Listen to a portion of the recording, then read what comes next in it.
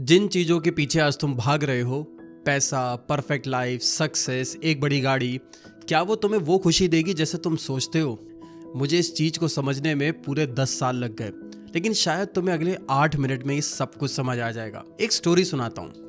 एक बार एक छोटी मछली बड़ी तेजी से तैरती हुई एक बड़ी मछली के पास आती है और बड़ी मछली से कहती है, मैं एक चीज़ ढूंढ रही हूँ जिसको लोग ओशन कहते हैं। बड़ी मछली कहती है, अपने आसपास देखो, तुम्हें क्या नजर आ रहा है? छोटी मछली आसपास जब देखती है तो कहती है, मुझे तो सिर्फ पानी दिख रहा है, लेकिन मुझे तो ओशन की तलाश है। बड़ी मछली फिर छोटी मछली को देखती है और धीरे से बोलती है, यही तो ओशन है। Moral of the story is, जिस जगह तुम आज हो, ये वही जगह है जहां तुम कह रहे थे कि तुम्हें खुश रहना है। ये वही जगह है जहां से तुम्हें शुरुआत करनी थी। ये वही जगह है जहां से तुम कह रहे थे कि तुम अपने लाइफ के बड़े बड़े रेजोल्यूशंस लोगे। लेकिन हम सब कर क्या रहे हैं? हम सब किसी और चीज की तलाश में भटक रहे हैं। कोई शॉर्टकट ढूंढ रहा है, कोई मैजिकल पिल ढूंढ रहा है, कोई अलग तरीका ढूंढ रहा है, तो कोई मोटिवेशनल वीडियो ढूंढ रहा है। लेकिन सच तो ये है, ऐसी कोई चीज होती ही नहीं है। वो सारी चीजें हमारे पास हैं जो हम लोगों को चाहिए, वो हमारे अंदर ही है। रिसोर्सेस, पोटेंशियल, प्रोडक्टिविटी, अपॉर्चुनिटी, लेकिन हम सब ढूंढने में व्यस्त हैं। तो यार, ढूंढना बंद करो, अपने आसपास देखो, तुम ऑलरेडी ओशन के अंदर हो।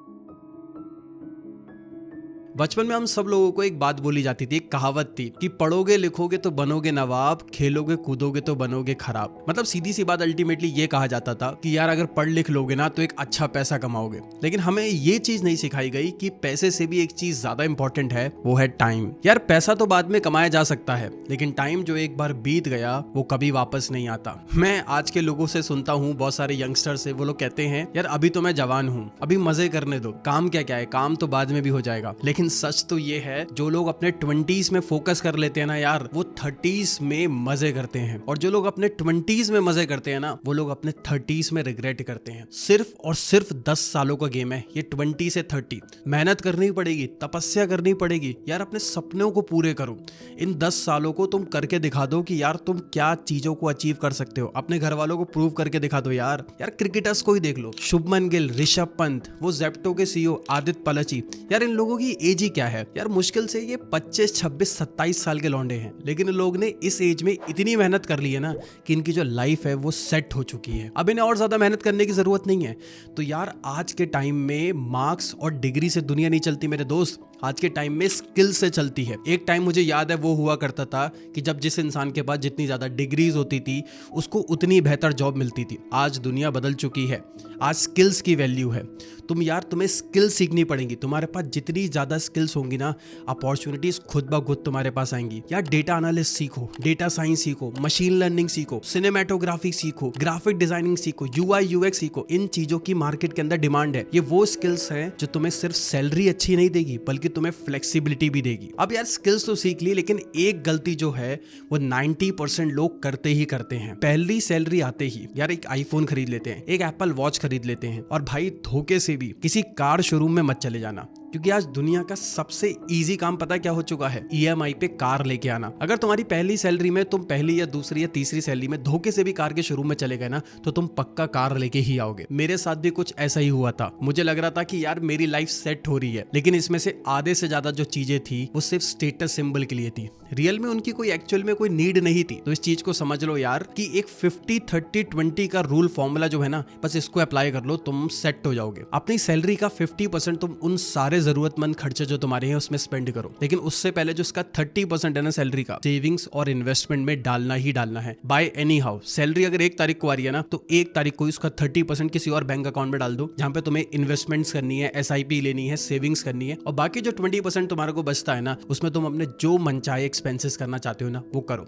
अपने आप को भी खुश रखो, उस 20% को यूज करो। ऐसा मत करना कि मैं अपने आप को खुश नहीं रख रहा हूं, मैं सिर्फ सेविंग करने में लगा हुआ हूं। अपनी लाइफ को भी जीना है यार, उस 20% को यूज करो। लेकिन ये जो 30% है ना, ये वो पैसा है जब तुम 4 से 5-6 साल के बाद जॉब करने के बाद अपना खुद का कुछ स्टार्ट करने के बारे में सोचोगे ना, और उस समय अगर तुम्हारे पास तुम्हारे जो पेरेंट्स हैं या तुम्हारी जो फैमिली है या तुम्हारे आसपास के लोग हैं जो तुम्हें उस समय इतना ज्यादा सपोर्ट नहीं कर पा रहे होंगे शायद किसी वजह से, या उनके पास पैसे तुम्हें देने को नहीं होंगे, तब तुम यही पैसों को यूज करके अपना स्टार्टअप स्टार्ट कर सकते हो, अपना बिजनेस स्टार्ट कर सकते हो। तो भाई, ये 30% को सेव करना बहुत ही ज्यादा इंपॉर्टेंट है।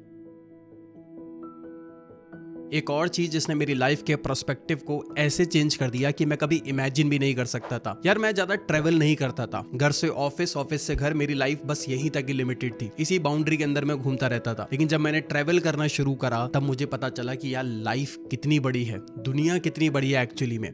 क्योंकि जब तक मैं अपने कंफर्ट जोन में था ना, मैं बाहर नहीं निकलता था, तो मुझे जो अपनी जरूरतें दिखती थी या मुझे जो दुनिया दिखती थी ना, वो एक लिमिटेड दुनिया ही दिखती थी। मुझे कभी ये नहीं पता चल पाता था कि एक्चुअली में दुनिया में लोग क्या क्या कर रहे हैं, किस किस तरीके से कर रहे हैं। मुझे इस चीज के बारे में कोई भी नॉलेज नहीं थी। लेकिन जब से मैंने ट्रैवल करना शुरू किया, एक्सप्लोर करना शुरू किया, तब मुझे पता चला यार लोग ऐसे ऐसे हैं कि फ्रीलांसिंग करके खूब पैसा कमा रहे हैं। तो यार ट्रैवल करना शुरू करो। ट्रैवल करना बहुत इंपॉर्टेंट है आज के टाइम में, क्योंकि जब तक तुम अपने चार दीवारी से बाहर नहीं निकलोगे ना, तुम दुनिया को सही से देख ही नहीं पाओगे।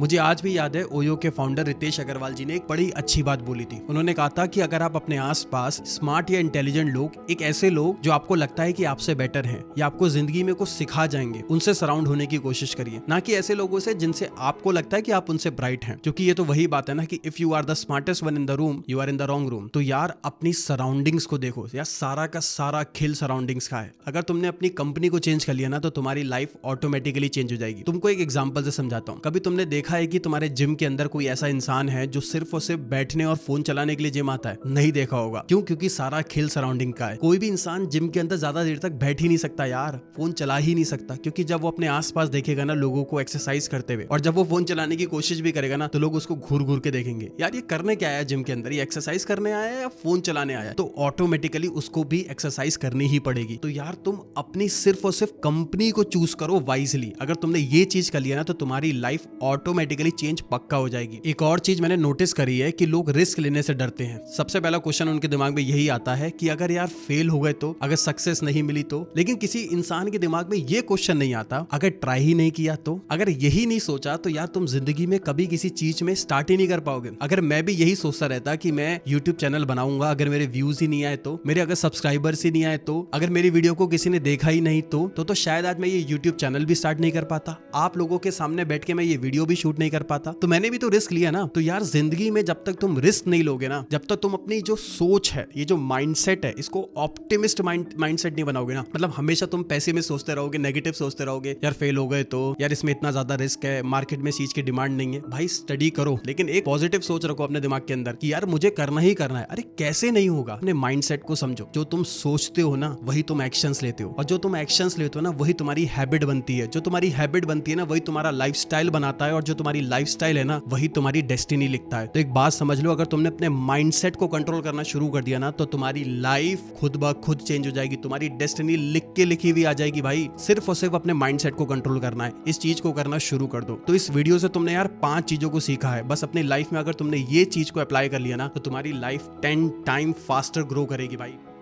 So that's it for this video. My name is Sarthak Virmani and this channel is all about getting things better. और अगर तुमको ये वीडियो अच्छी लगी हो तो भाई अगली वीडियो को देखने के लिए सब्सक्राइब करना मत भूलना।